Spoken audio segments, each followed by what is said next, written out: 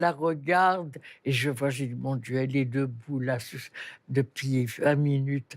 Bon, Elle a souri à la France pendant plus de 70 ans, mais à 97 ans, Lynn Renault a enfin admis que ce sourire était aussi un mensonge. Et la question qui brûle alors les lèvres est brutale.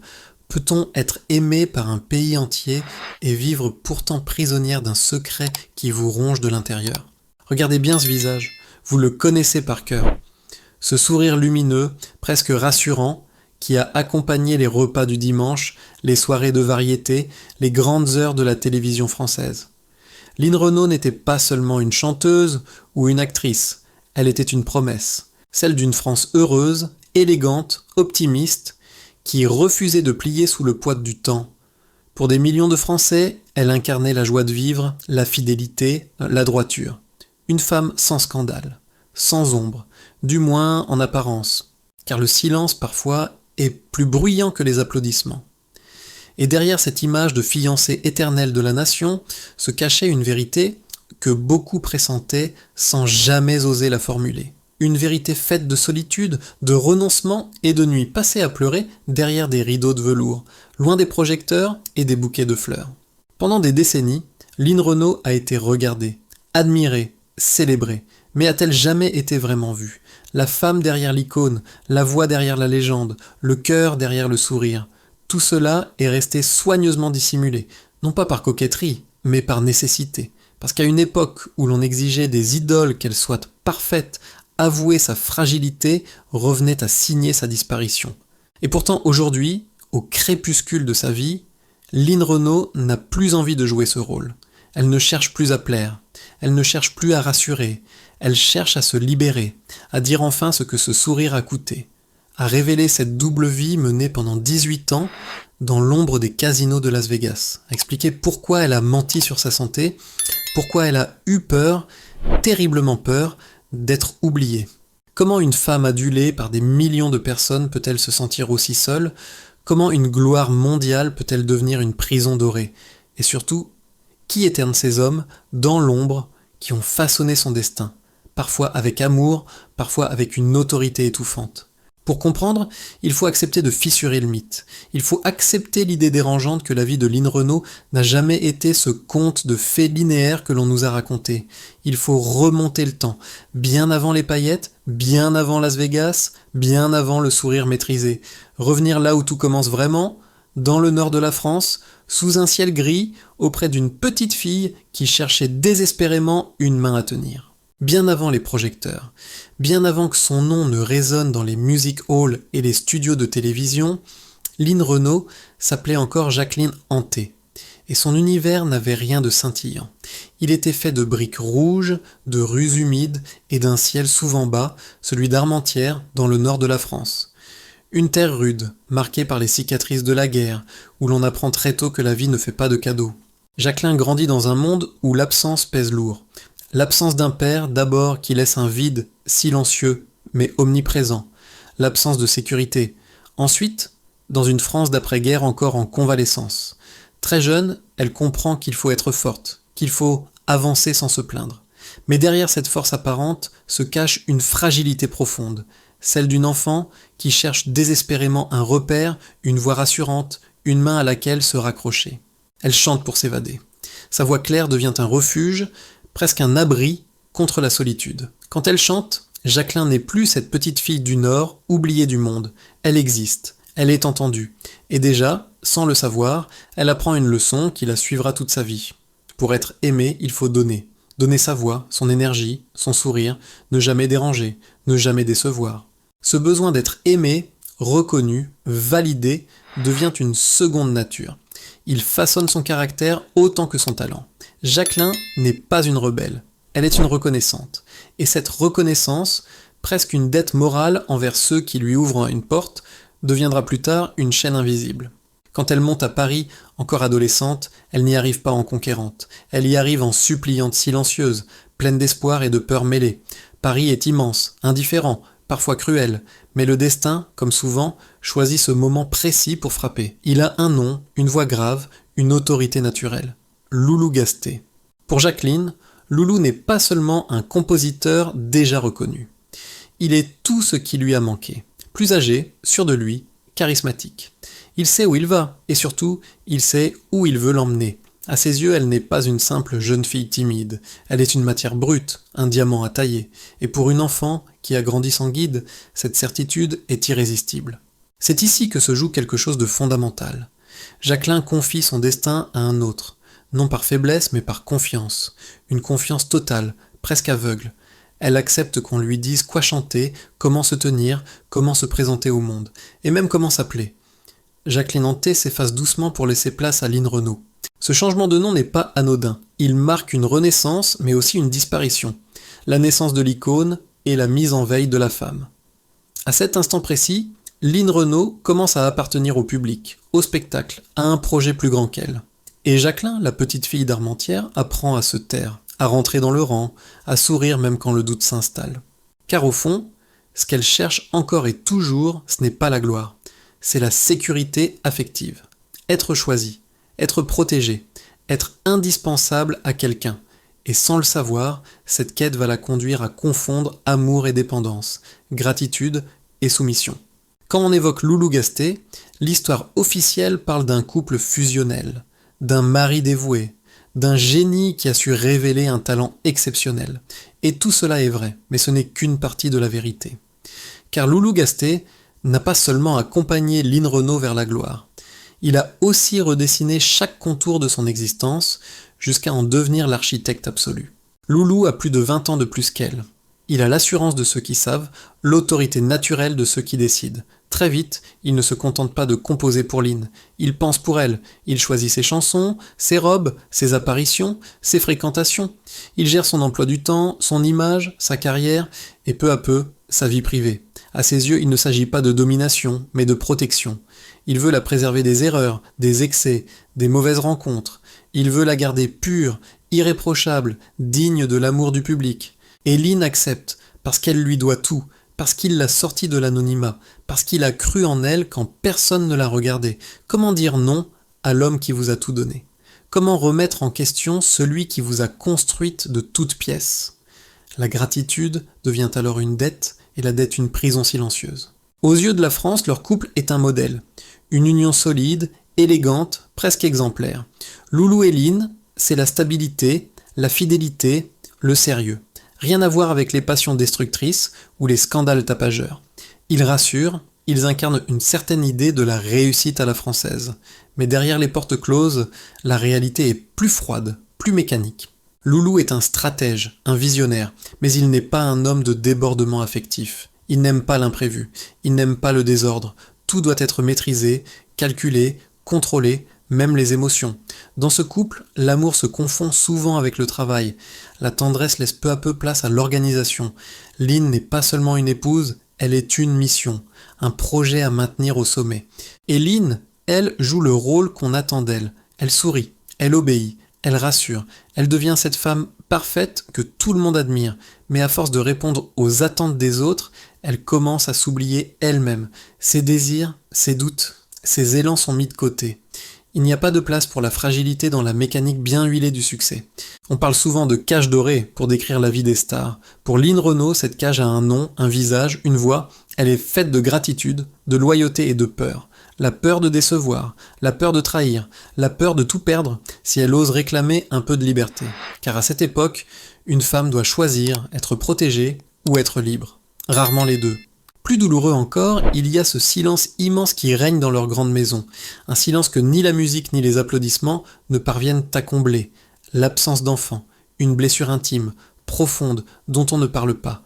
Line porte en elle un amour maternel immense, mais sans personne à qui le donner. Et ce manque, invisible aux yeux du public, creuse un vide que la gloire ne peut remplir. Chaque soir, elle monte sur scène, triomphe, reçoit des ovations. Et chaque nuit, face au miroir, elle se demande si cette vie est vraiment la sienne. Elle est riche, célèbre, respectée. Et pourtant, elle se sent de plus en plus captive. Car plus elle monte haut, plus il devient difficile de redescendre. Plus elle brille, plus on attend d'elle qu'elle continue à briller sans faillir. C'est dans ce climat de contrôle, de solitude et de frustration étouffée que quelque chose commence à se fissurer. Une faille discrète, presque invisible, mais les failles, même minuscules, finissent toujours par s'élargir. Et sous le soleil brûlant du Nevada, loin de Paris et de ses conventions, cette faille va bientôt devenir une brèche. Quand Lynn Renault arrive à Las Vegas, c'est comme si le destin lui offrait enfin un décor à la mesure de son éclat. Nous sommes dans les années 60. L'Amérique fascine. Las Vegas éblouit. Les néons découpsent la nuit. Les casinos ne dorment jamais. Et le rêve américain semble à portée de main pour ceux qui osent s'y aventurer. Peu d'artistes français ont réussi ce pari. Lynn Renault, elle, ne se contente pas d'y entrer. Elle y règne. Chaque soir, elle descend les grands escaliers du casino, couverte de plumes et de strass, sous les applaudissements d'un public conquis.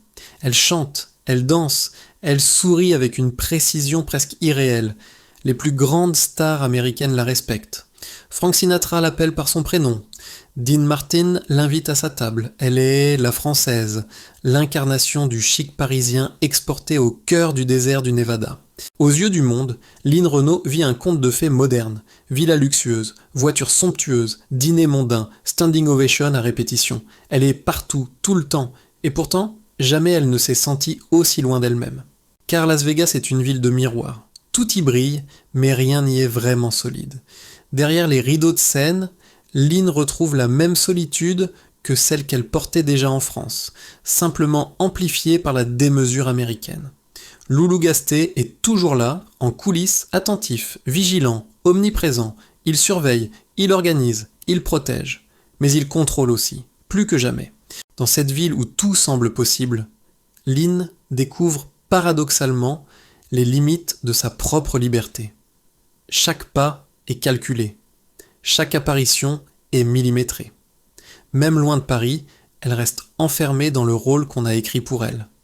La star internationale, irréprochable, souriante, infatigable, celle qui ne doute jamais, celle qui n'a jamais mal. Et puis il y a ces moments de silence, tard dans la nuit, quand les lumières s'éteignent enfin, quand la musique s'arrête, quand les applaudissements se dissipent, Lynn se retrouve seule face à elle-même. Une femme sans enfant, sans espace pour la spontanéité, sans droit à l'erreur. Une femme dont la vie appartient à un projet plus grand qu'elle. À Las Vegas, l'absence d'enfant devient plus lourde encore. Dans ces villas immenses, le silence résonne. Il n'y a pas de rire d'enfant, pas de désordre, pas de traces de vie simple. Tout est parfait. Trop parfait. Et cette perfection devient étouffante. Lynn commence à ressentir une fatigue nouvelle, plus profonde que celle du corps, une fatigue de l'âme. Elle se pose alors des questions qu'elle n'avait jamais osé formuler. Est-ce cela, réussir sa vie, être admirée par des milliers d'inconnus et ne pouvoir partager ses doutes avec personne, être au sommet et n'avoir nulle part où se reposer? Car plus la gloire grandit, plus la solitude se creuse, et plus il devient dangereux d'avouer que l'on ne va pas bien. Dans le désert du Nevada, loin des regards français, quelque chose change lentement en elle, une envie sourde de liberté, un besoin presque vital d'être aimée autrement, non pas pour ce qu'elle représente, mais pour ce qu'elle est vraiment. Une femme de chair et de sang, avec ses failles, ses désirs, ses contradictions. Cette soif de reconnaissance intime, longtemps étouffée, devient brûlante. Et quand le cœur a été trop longtemps ignoré, il finit toujours par réclamer son dû. Même au risque de tout faire basculer. Même au risque de trahir l'image, le devoir, la loyauté. Et c'est précisément à ce moment-là, dans cette solitude dorée, au cœur de Las Vegas, qu'un homme va entrer dans la vie de Lynn Renault. Un homme qui va bouleverser à jamais son équilibre et la plonger dans la plus dangereuse des doubles vies. C'est souvent quand on croit avoir tout maîtrisé que la vie frappe là où l'on est le plus vulnérable. Pour Lynn Renault, ce moment arrive sans fracas, presque en silence, au détour d'une rencontre qui n'aurait jamais dû exister. Son nom, Nate Jacobson, un homme puissant, charismatique, bâtisseur du mythique Caesars Palace. À Las Vegas, il est chez lui. Et pour la première fois depuis très longtemps, Lynn ne se sent pas observée comme une star, ni protégée comme une création. Elle se sent regardée comme une femme. Entre eux, il n'y a pas de plan de carrière, pas de stratégie d'image, pas de rôle à tenir. Il y a des silences qui parlent, des regards qui rassurent, une écoute qu'elle n'a jamais vraiment connue. Avec Nate, Lynn découvre une sensation oubliée, celle d'exister sans devoir prouver quoi que ce soit. Elle n'est plus l'icône française, ni l'épouse exemplaire. Elle est simplement Lynn. Ce qui commence comme une échappée devient très vite une nécessité, une respiration vitale. Et bientôt, une double vie s'installe, fragile et dangereuse, qui va durer 18 longues années. 18 ans à mentir. 18 ans à aimer dans l'ombre. Le jour, Lynn est Madame Loulou Gasté. Fidèle, irréprochable, souriante. La nuit, ou lors de rendez-vous volés entre deux avions, elle rejoint l'homme qui fait battre son cœur. Mais ce bonheur clandestin a un prix. Chaque instant est teinté de peur. Peur d'être découverte. Peur de détruire ce qu'elle a construit. Peur surtout de briser Loulou, cet homme qui lui a tout donné. La culpabilité devient son compagnon quotidien. Elle vit écartelée entre deux loyautés irréconciliables, celle du devoir et celle du désir. Le drame atteint son sommet lorsqu'elle envisage enfin l'impensable, quitter Loulou. Pour la première fois, elle ose imaginer une autre vie. Une vie où elle pourrait aimer librement, respirer, choisir. Mais lorsqu'elle annonce sa décision, la réaction de Loulou la désarme complètement. Loin de la colère ou de la violence, il s'effondre. Il pleure, il supplie. Il lui rappelle tout ce qu'ils ont bâti ensemble, tout ce qu'il a sacrifié pour elle. Face à cet homme brisé, Lynn se retrouve prisonnière de sa propre gratitude. Comment abandonner celui qui a fait d'elle une reine ? Comment être heureuse au prix de la destruction d'un autre ? Le dilemme est insupportable. Et dans ce moment de vérité absolue, Lynn fait le choix le plus douloureux de sa vie.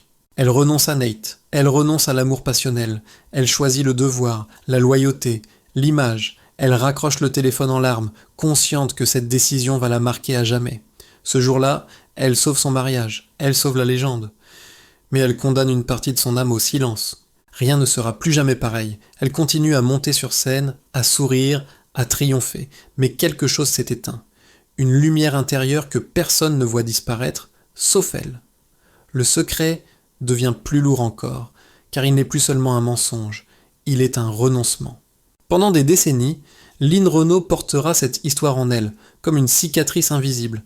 Personne ne sait, personne ne devine vraiment, et le monde continue d'applaudir, ignorant le prix exact de cette perfection. Mais aucun secret n'est éternel, et il faudra attendre que le temps fasse son œuvre, que les masques tombent et que la peur s'estompe, pour que Lynn Renault ose enfin faire ce qu'elle n'avait jamais fait, dire la vérité, toute la vérité, avant de disparaître. Il aura fallu attendre que le temps blanchisse ses cheveux, que les projecteurs deviennent moins exigeants et surtout que Loulou Gasté ne soit plus de ce monde pour que Lynn Renault ose enfin reprendre la plume et reprendre le contrôle de son histoire. À l'aube de ses 90 ans, elle comprend une chose essentielle. Le plus grand risque n'est plus de décevoir, mais de partir sans avoir été vrai. Lorsqu'elle publie ses mémoires, ce n'est pas un simple exercice de nostalgie. C'est un acte de courage, une libération tardive, presque brutale. Pour la première fois, elle prononce publiquement le nom de Nate Jacobson. Elle ne le décrit pas comme une erreur, ni comme une faiblesse. Elle le décrit comme une histoire d'amour vital, une bouffée d'oxygène qui lui a permis de survivre à une vie trop étroite pour son cœur. La France est surprise. Certains sont choqués, d'autres émus. Beaucoup comprennent, car en révélant cette vérité, Lynn Renault ne cherche pas à salir la mémoire de son mari. Elle cherche à réhabiliter la femme derrière la légende. Elle dit, en substance, « J'ai aimé, j'ai menti, j'ai souffert. Je ne suis pas une sainte, je suis humaine. » Mais ce n'est pas le dernier masque qui tombe. En avril 2019, le public apprend qu'elle a fait une chute en jouant avec ses chiens. Une cheville fracturée, rien de plus. La version officielle est rassurante. Trop rassurante, car la vérité est tout autre. Ce jour-là, Lynn Renault est frappée par un accident vasculaire cérébral, un AVC. Un mot lourd, effrayant, presque interdit dans le monde du spectacle. Pourquoi mentir encore à cet âge ? Parce que la peur est tenace. La peur d'être cataloguée comme fragile. La peur que le téléphone cesse de sonner. La peur d'être doucement mise de côté dans une industrie qui vénère la jeunesse et redoute la faiblesse. Lynn Renault le sait mieux que quiconque. Avouer, c'est risquer de disparaître. Et pourtant, une fois encore, elle finit par choisir la vérité. Non pas pour se plaindre, mais pour transmettre. Elle raconte sa maladie, sa rééducation, ses moments de doute.